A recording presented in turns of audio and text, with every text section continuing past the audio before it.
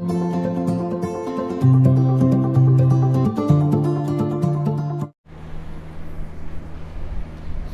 everyone, welcome to the next part of matrix representation, and this is the part of linear algebra.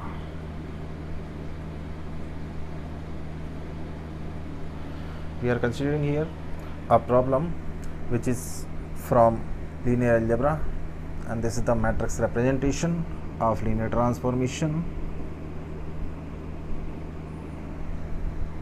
Linear algebra की problem जिसमें कि हम matrix representation एक linear transformation जिसकी की basis given होती हैं।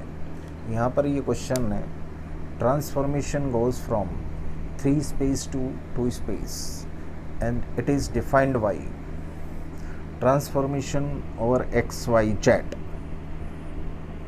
is given by this two vectors minus 2x plus 3y and x plus 2y minus z. Find the matrix for T with respect to the bases B and B dash. These are two bases given here. So this is the basis for R3 because 3 bases. These are 3 bases, and let us check whether these are forming bases or not. So these are Li, elements in B are Li, also elements in B dash are Li. So these are forms a basis. So these are forms basis of R2, these are basis of R3. Okay, now these are the solution steps.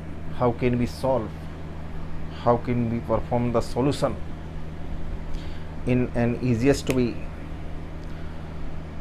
So these are bases given.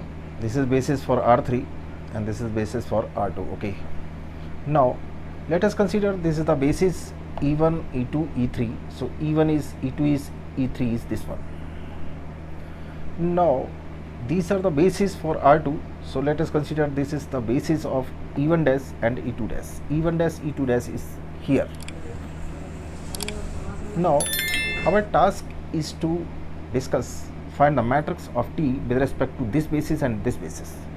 हमें जो ये basis दे रखी हैं हम उसकी matrix with respect to a matrix representation of linear transformation with respect to given basis and with respect to another basis we are writing in this way और in this वे। इसको ऐसे लिख सकते हैं या एक बेसिस के रिस्पेक्ट में दूसरी बेसिस के लिए लीनियर ट्रांसफॉर्मेशन की जो मैट्रिक्स हमको फाइंड आउट करनी है उसका ईजीएस्ट वे हम यहाँ पर डिस्कस कर रहे हैं। सो इतना तक तो सिर्फ दिया हुआ है क्वेश्चन, ये तो क्वेश्चन का ही पार्ट है। This is a part of given problem. इसमें अब थोड़ा आगे और देखते हैं। सो सबसे पहले क्योंकि TE1 हम कैलकुलेट करेंगे, E1 बेसिस R3 की दे रखी हैं, सो TE1, TE2, TE3 हम कैलकुलेट कर लेंगे by the given definition. This is defined by transformation over 3 vectors is given by this one. So हम इस पर TE1 that is transformation 1 minus 3 2 पर कैलकुलेट कर लेंगे। So it gives us by putting the values x y z हियर। So we will obtain minus 2 into 1 because this is T1, and then y is minus 3 putting here. So and similarly here x is this is 1 plus 2 into minus 3, so minus 6 plus minus 2 that is minus 2, so this is minus 7. So TE1 and transformation over 1 minus 3 2 is minus 11 and 7 minus 7. Similarly we are obtaining TE2 17.5, TE3 this one. Now this is the calculation we have obtained here. ये भी हमने जो काम किया हुआ है question के ऊपर ही किया हुआ है। इस बेसिस को इसमें पुटअप कर दिया, उसकी वैल्यू निकाल ली, अब हमारे पास 2 वेक्टर्स आ गए। अब हमने इतनी सी कैलकुलेशन की है, सिर्फ क्वेश्चन के जो प्रॉब्लम दिया हुआ है उसके ऊपर वर्क किया हुआ है। Now our task is to discuss x y यानी जो हमारे एक्स वाई जो वेक्टर हैं उनको हम लीनियर कम्बिनेशन इस बेसिस के में लिखेंगे, इस वेक्टर्स के यानी इस बेसिस के लीनियर कम्बिनेशन में इन वेक्टर्स को लिख लेंगे। हमारे ए और बी स्केलर है, सो ए एक्स वाई को हम जो लिखेंगे, x y will be a E1 dash plus b E2 dash. अब ए और बी की वैल्यू हम यहाँ से फाइंड आउट कर लेंगे, E1 डैश और E2 डैश की वैल्यू हम यहाँ से पुटअप कर देंगे, इतनी आ जाएगी। इतनी सी बात बराबर है। इनको हम, क्योंकि this one equating this one and this one equating this one, so we will obtain -2a + 5b is x and -a + 3b equals to y।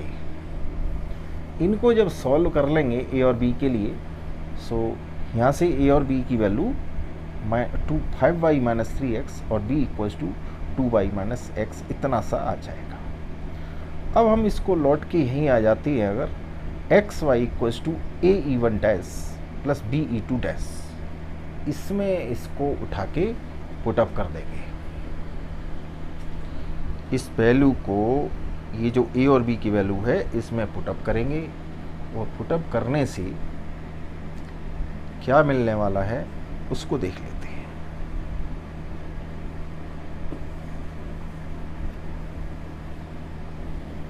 जो वैल्यू फाइनल पुट करनी है, सो यहाँ से फिर लिख लेते हैं x y equals to 5y - 3x, क्योंकि ax, सो E1 डैश इसको करेंगे, प्लस जो b की वैल्यू है 2y - x, ये वैल्यू थी b की, सो E2 डैश।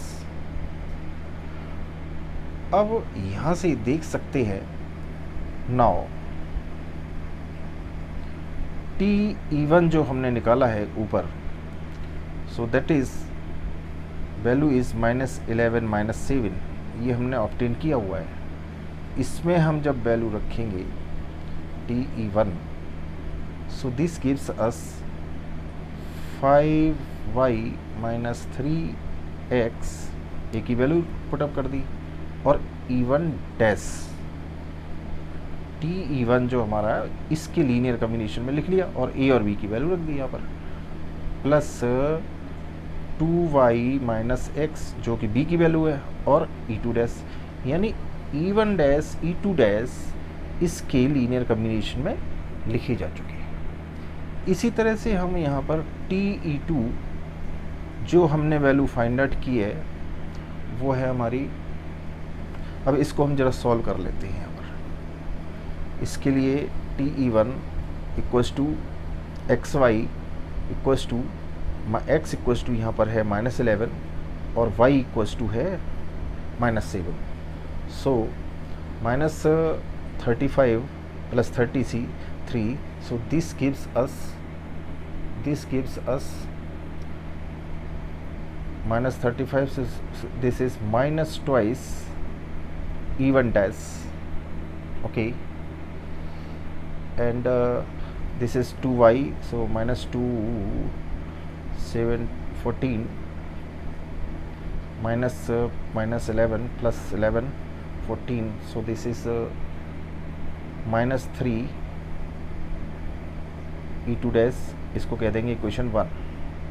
सिमिलरली TE2 की जो वैल्यू आई थी वो थी 17 और 5,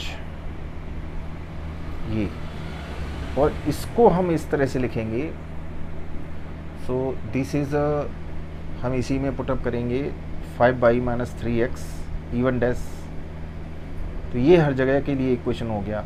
सो इसमें अगर हम एक बार 17 and so this is 25 - 51, so this gives us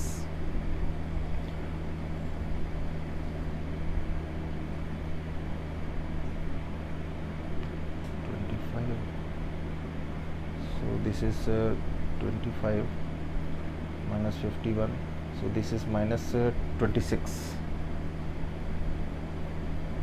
E1 dash, and 2y, so 2 10 ये इक्वेशन हो जाएगा की स्टेशन की इक्वेशन सबके लिए. So this is 2y and 10 and minus x. So this is minus 7, 10 minus 7, so e2. So इसको equation कह देंगे 2. एंड सिमिलरली TE3 की वैल्यू आई थी हमारी उधर. TE3 हमारा आया था -13 और -6. इसको इसी में कैलकुलेट कर लेंगे. सो इसमें स्टार इक्वेशन में जब पुटअप करेंगे 5/-3x. So it gives us, so this is 5y-30. So -30 plus 39. So this is 9 even dash. Okay, and 2y minus plus 13. So -12 plus 13. So this is plus 1 even e2 dash. So this is equation 3. Now we have obtained Te1 equals to -2e1 minus 3e2 dash. Te2 -26 e1 dash minus 7 e2 dash. Te3 equals to 9 e1 dash plus 1 e2 dash. अब हम कहेंगे therefore, यहाँ से सीधा लिख देंगे matrix representation of B with respect to B and B dash. Matrix representation of linear transformation T with respect to B and B dash equals to transpose of this coefficient matrix. Transpose of coefficient matrix इसका यानी -2 -3 -26 -7 9 and 1 इसका transpose ले लेंगे. So it will be -2 -3 -26 -7 and 9 1.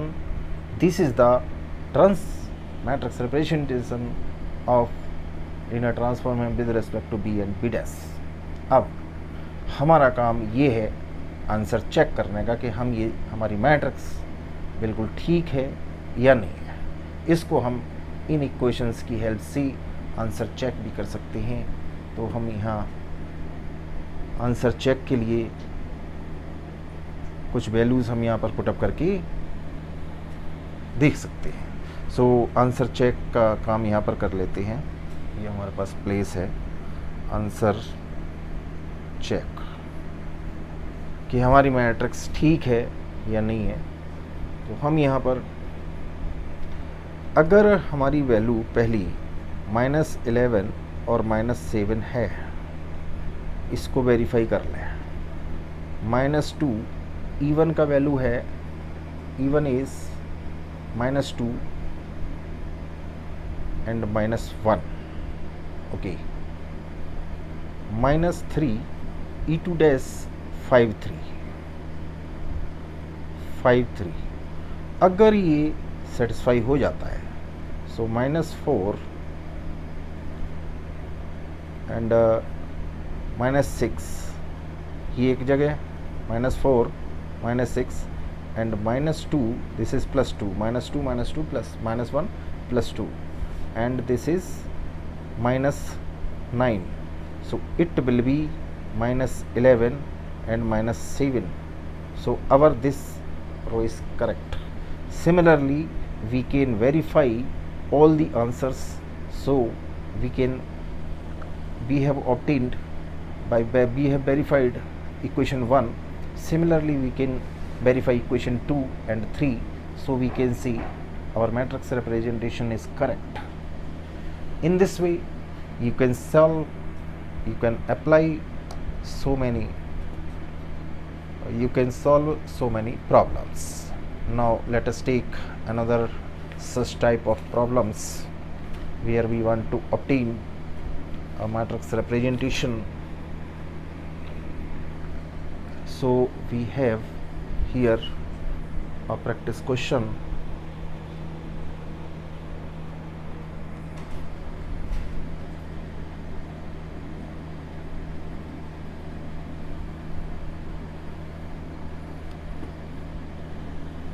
This is defined by, so here is our practice question, which is the defined by txy. इसका सिर्फ transformation x y और z पर दे रखी है, क्या है 3x equals to 3x plus 2y minus 4z comma x minus 2y minus 3z and basis दे रखी हैं b इक्वल्स टू 1 1 1 ये बेसिस है, 1 1 0 ये बेसिस है, और तीसरी है 1 0 0। इनको आसानी से चेक कर सकते हैं। This is basis for R3 and basis दे रखी है b dash equals to for R2 this is 1 and 3 and this is 2 and 1। these are the basis for R2, these are basis. So to find, here we have to find transformation matrix representation of this transformation B with respect to basis b dash. So we are writing in this way. We want to find the matrix representation of this transformation from R3 to R2 with respect to these bases B and B dash. So one can apply the same way as we have discussed. So let us consider the answer directly and you can apply the method. So the answer will be, final answer will be here. So this is minus 19, so this is minus 33, so this is minus 13, and this is 10, and this is 19, and this is 8. This is the matrix representation T B dash of this transformation with respect to given basis. This is the final answer. One can apply proper method. Hopefully, we hope that you are understanding the problem very well, and you can solve so many questions by using this method. And if you are applying another method, then there will be confusion and there will be some problem, creating some problem understanding. This is the parallel method. You can apply and you can solve so many problems. इस method को apply करके आप काफ़ी problems इसमें लगा सकते हैं। सो इनको सॉल्व करने के लिए, और जो बेसिस स्टैंडर्ड बेसिस के होते हैं उनमें तो कोई ज़्यादा काम करना ही नहीं होता है। यहाँ थोड़ी बेसिस डिफरेंट है, इसलिए वर्क करना पड़ रहा है इतना सा, अदरवाइज़ आपको इतना सॉल्यूशन करने का काम भी नहीं करना होता, सीधा डायरेक्ट उसको लीनियर कम्बिनेशन, यहाँ लीनियर कम्बिनेशन में थोड़ा लिखने में टाइम लगता है। Anyway, this is the final answer. अगर इसमें कोई समझने में कोई प्रॉब्लम हो, और हमने जो क्वेश्चन डिस्कस किए हैं यहाँ पर उसको ईजीएस्ट वे में कराने की कोशिश की है, और उसमें जो वर्क लिया है आंसर वेरिफिकेशन का भी वर्क लिया हुआ है, उससे आप आंसर वेरीफाई भी कर सकते हैं कि आपका आंसर सही है या नहीं है। और इस तरह के क्वेश्चंस करने के लिए, वीडियोस देखने के लिए, अपना टाइम लगाने के लिए धन्यवाद।